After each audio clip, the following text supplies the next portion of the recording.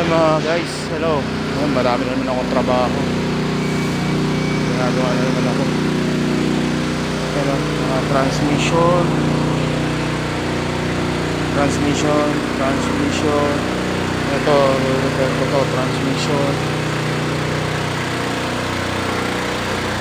siya mga Isuzu NPR. Kasi ito yung laging nasisira, yung yung bearing niya dito sa unahan. Kasi kaya nasisira yan, kadahilanan ng yung PTO pagka nakakalimutan ng driver na i-off or disengage, ito ang napupuwersa, kaya automatically masisira yung bearing sa baba, mawawasak ang transmission.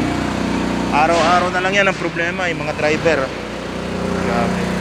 Ito yung nasira nyo. Ayan o, sira yung counter gear bearing sa unahan. Sa ito, sa harapan o, sira na talaga.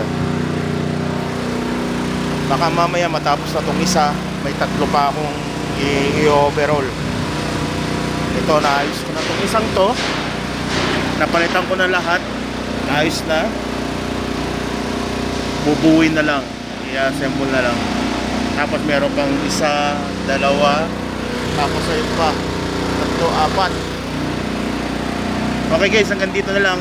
At i-update na lang po kayo sa susunod na kung mga gagawin ko. Okay, bye bye.